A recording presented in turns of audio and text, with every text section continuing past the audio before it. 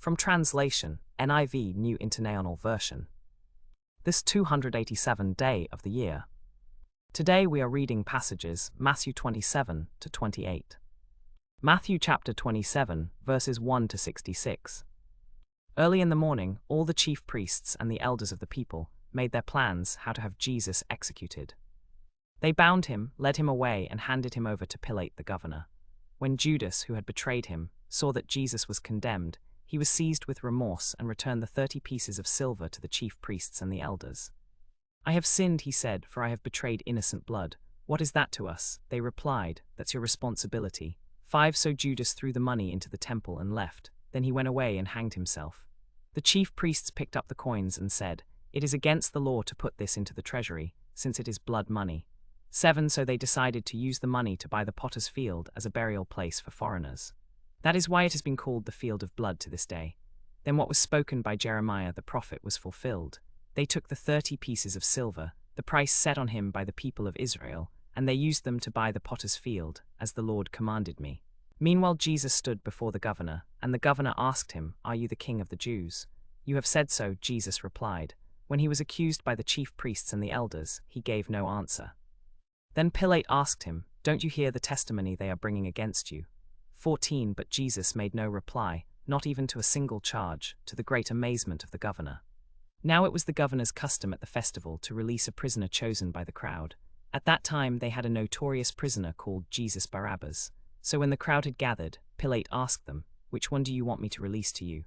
Jesus Barabbas or Jesus who is called Christ?" For he knew that it was out of self-interest that they had handed Jesus over to him.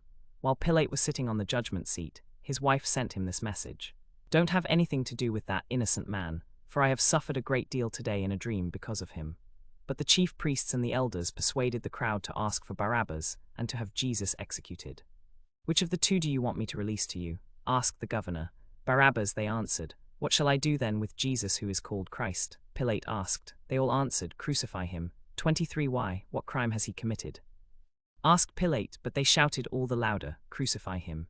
24 When Pilate saw that he was getting nowhere, but that instead an uproar was starting, he took water and washed his hands in front of the crowd. "I am innocent of this man's blood," he said. "It is your responsibility." All the people answered, "His blood is on us and on our children." 26 Then he released Barabbas to them. But he had Jesus flogged, and handed him over to be crucified. Then the governor's soldiers took Jesus into the praetorium, and gathered the whole company of soldiers around him. They stripped him and put a scarlet robe on him, and then twisted together a crown of thorns and set it on his head. They put a staff in his right hand. Kneeling before him, they mocked him. "Hail, King of the Jews," they said. They spat on him and took the staff and struck him on the head again and again. After they had mocked him, they took off the robe and put his own clothes on him. Then they led him away to crucify him. As they were going out, they met a man from Cyrene, named Simon, and they forced him to carry the cross. They came to a place called Golgotha, which means the place of the skull. There they offered Jesus wine to drink, mixed with gall. But after tasting it, he refused to drink it.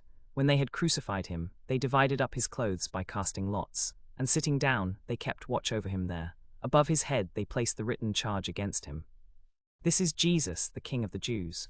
2 rebels were crucified with him, one on his right and one on his left. Those who passed by hurled insults at him, shaking their heads and saying, "You who are going to destroy the temple and build it in 3 days, save yourself. Come down from the cross if you are the Son of God." In the same way the chief priests, the teachers of the law and the elders mocked him. "He saved others," they said, "but he can't save himself. He's the King of Israel. Let him come down now from the cross, and we will believe in him. He trusts in God.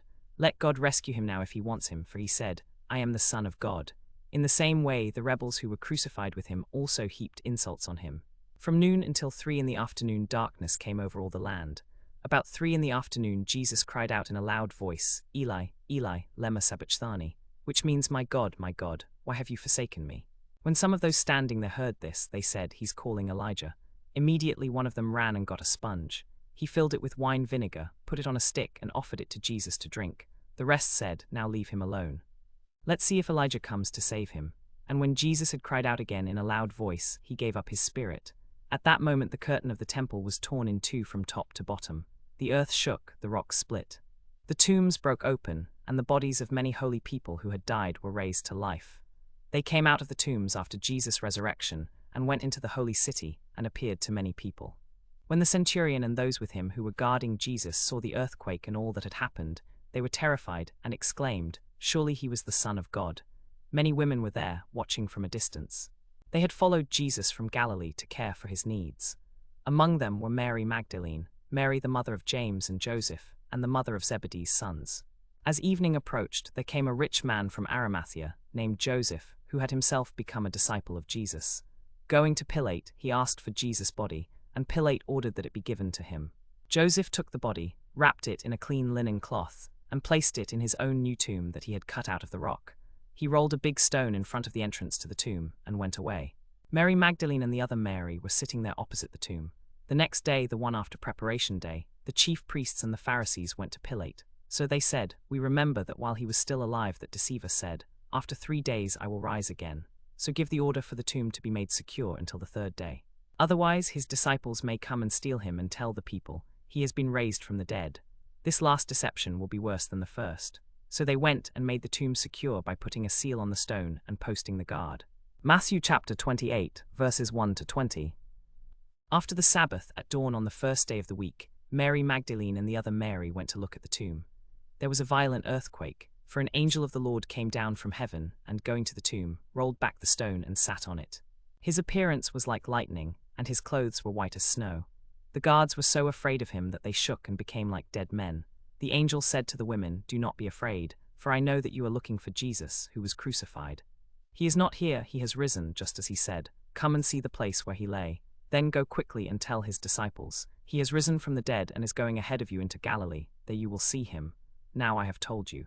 So the women hurried away from the tomb, afraid yet filled with joy, and ran to tell his disciples. Suddenly Jesus met them. "Greetings," he said. They came to him, clasped his feet, and worshipped him. Then Jesus said to them, "Do not be afraid. Go and tell my brothers to go to Galilee, there they will see me."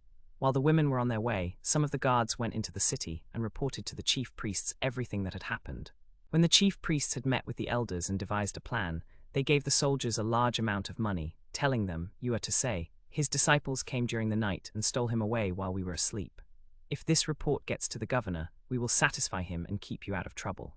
So the soldiers took the money and did as they were instructed. And this story has been widely circulated among the Jews to this very day. Then the 11 disciples went to Galilee, to the mountain where Jesus had told them to go.